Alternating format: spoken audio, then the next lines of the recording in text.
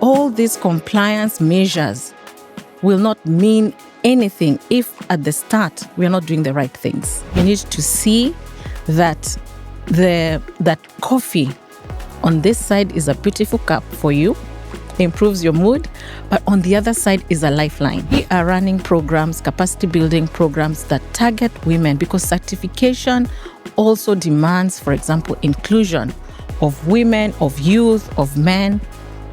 Everybody who is involved has a place.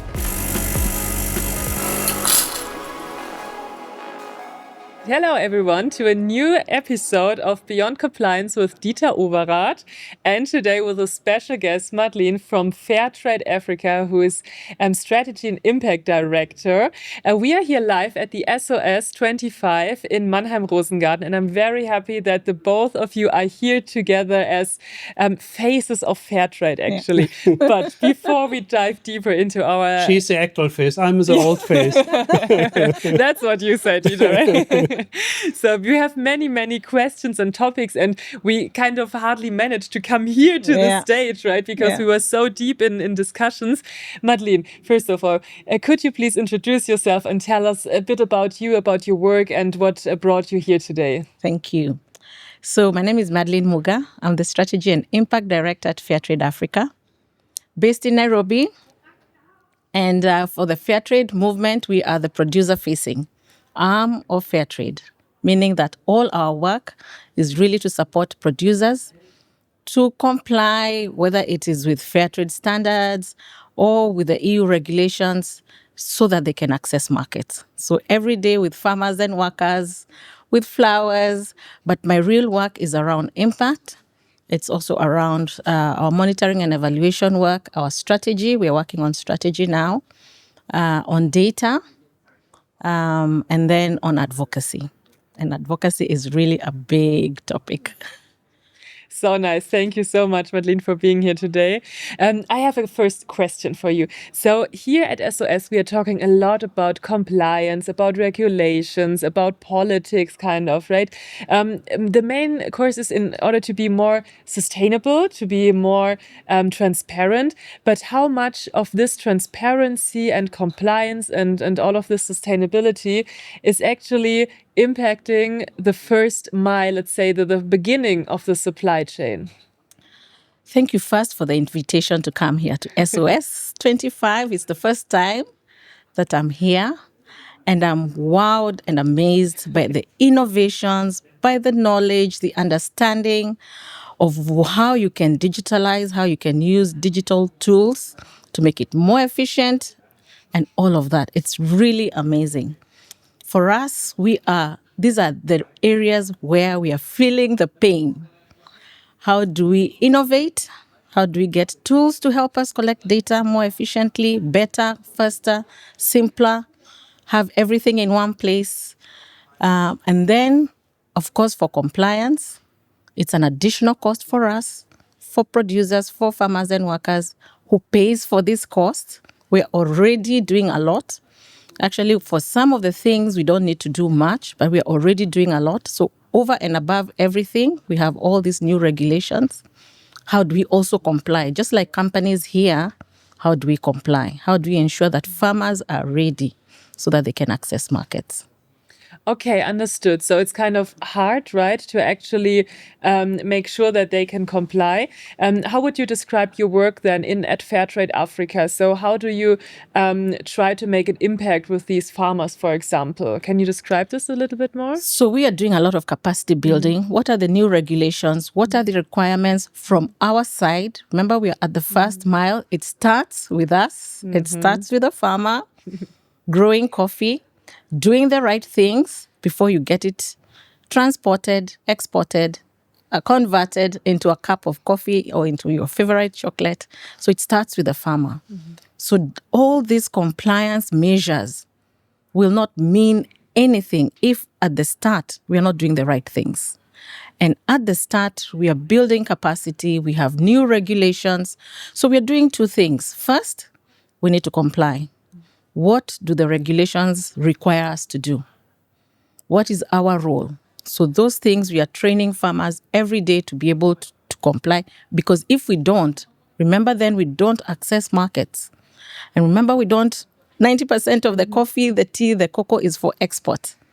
So we need to get it out. We need to export it. And then secondly, the other new role for us is advocacy. Before we worked in Africa, we felt we were safe. We could do the right things there. But then we have all these new regulations that are coming and impacting our work. So we need to keep an eye on what is changing and even try and have a voice to influence. They are making regulations without consulting us, without consulting the farmer, without consulting. And so it is important that we also begin to become visible so that we can be able to, before the rules come out, or if there is a chance to make the changes, that the voice of the farmer is also heard so that it is meaningful. We're talking about forests. We're talking about chemicals. We're talking about human rights. We're talking about environmental risks. All these things, if we get them right, they are also meaningful for the farmers. Mm-hmm. And so we need to ensure that the general principle of why we are doing all of this remains, but let's clean up the implementation. The implementation actually is our biggest struggle. Understood. So, using your words, right, and your nice strategy, right, what you're doing right now, and coming back to Dieter, Dieter, you implemented the Fairtrade label in Germany a few years ago. What do you think? What do companies nowadays in Germany or in Europe need in order to make sure that we listen to the first mile, to the farmers? I mean, we already have the Fairtrade label. Is this enough? Are we actually listening? I think Fairtrade is a good starting point, but Fairtrade, you cannot pass the whole responsibility for your own supply chain towards Fairtrade. And my message also here in my keynote yesterday was to have a future-proofed supply chain taking into account climate change. It gets too warm for coffee, it gets too warm for cocoa, it gets too warm for bananas, for cotton, etc. And the second point, which is a bit underestimated, what about the next generation? The parents, they picked us the beans for $1 or $2 a day. And the difference is, let's say, this, because they know everywhere in the world it's more attractive as in my bloody village. So escaping to big cities where you think you will earn a bit more or working in the IT industry, etc., is as dangerous thing as climate change. And for stability, companies, even coffee roasters or retailers, in their own interest, have to invest that working in the coffee and cocoa field gets more attractive for the next generation. And climate resilience, that at the SOS 2035, it will be difficult to get coffee for free, or we will have a tombola for the 100 cups of coffee who are still coming from the producing countries. I know it's a bit a joke, but that is something where I think not just looking to fulfill this, to fulfill that investing in the future is important, and the young people, the women, they want better jobs with better payment. And you make a good point. It is not attractive for young people to farm cocoa, to farm coffee. It's not attractive. They have seen the struggles of their parents, and there's not enough money for them there. So they are leaving. How do we attract them back? And we do have programs to attract them back. But you think the robot that I saw making coffee at the Cologne airport will go and pick the tea and the coffee? Ultimately, somebody needs to pick it. And so the investments there, and I can see the investments here as well, are needed. A slight shift. I think we're on the right track. If I look at all the investments and the technology I've seen with so much passion here at the Osapiens conference. We just need to extend that to the start of the value chain and bring them on board as well.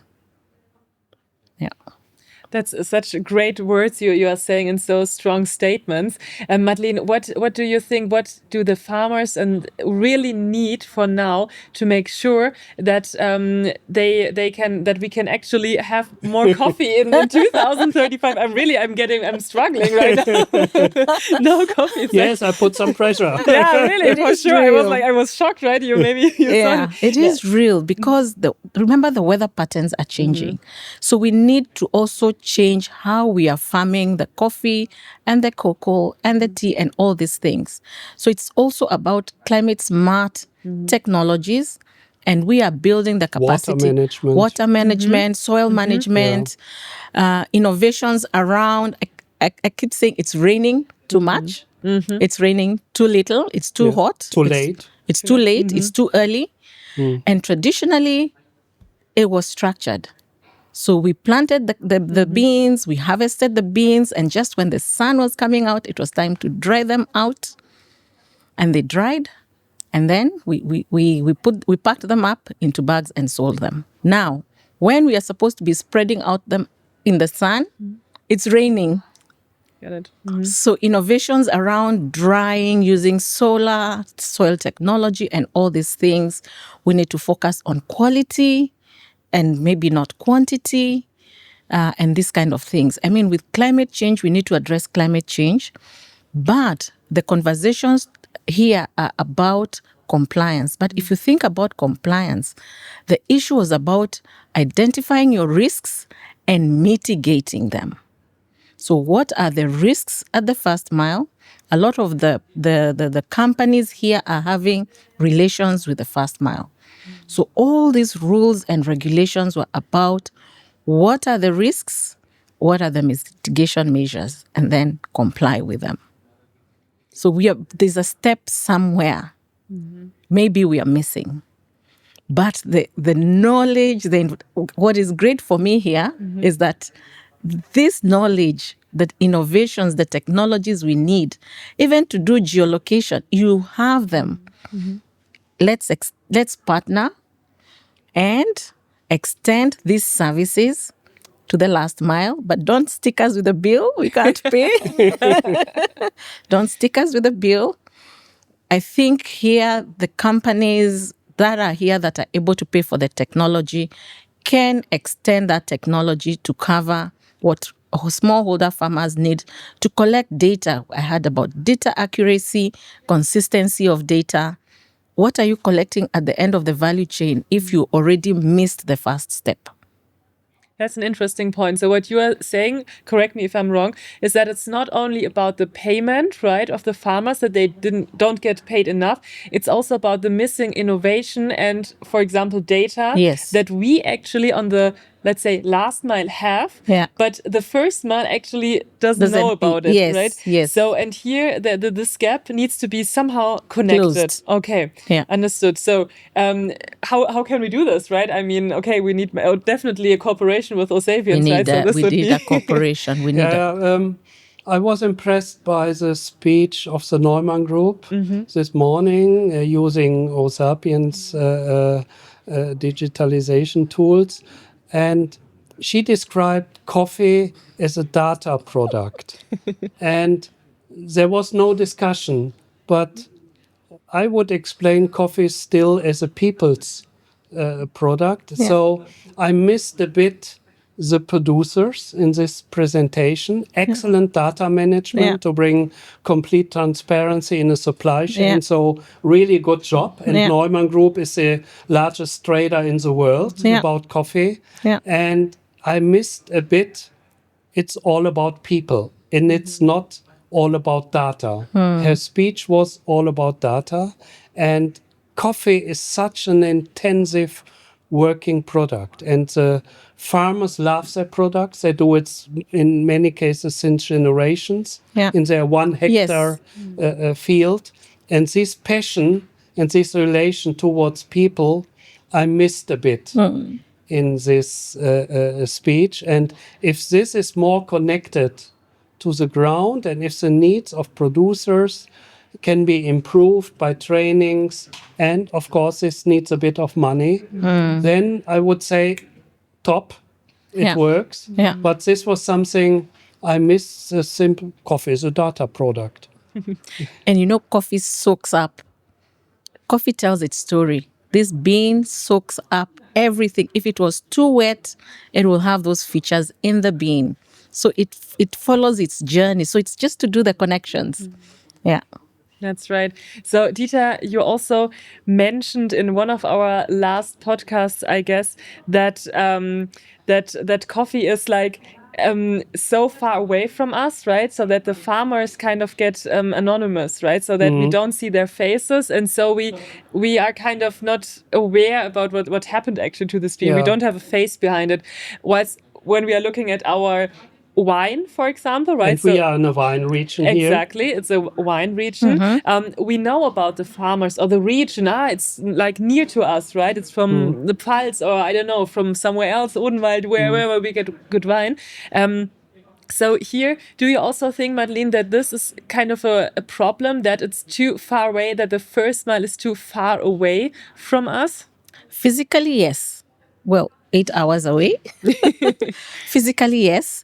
But with transparency is traceability. And with traceability, you have tools to make them visible. For us, transparency makes the farmer, the young person, the women visible. And so with your technology, scan code, everybody has been scanning things here.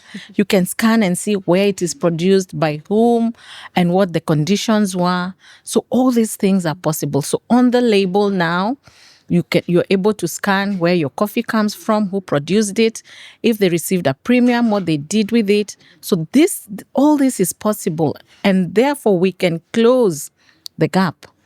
We have tools, and we've seen them here, that can help us close the gap. So we don't need to be too far away physically, yes, but technology can help us connect with one another. Yeah, it's Fairtrade always try to explain in our work, products do have a face. Yeah.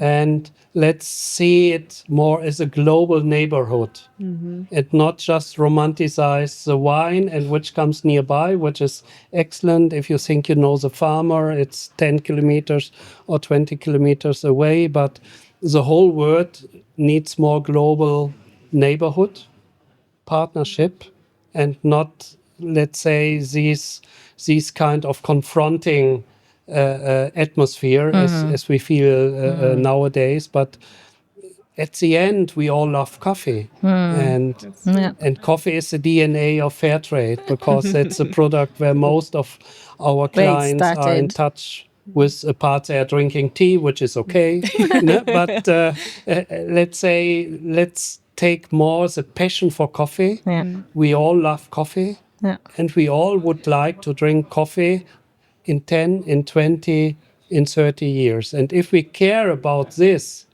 then maybe we are more willing to invest to ensure that our coffee consumption still can go on, because without a coffee in the morning, I get in a bad mood. That's true. And why the investment? You need to see that that coffee on this side is a beautiful cup for you, improves your mood, but on the other side is a lifeline.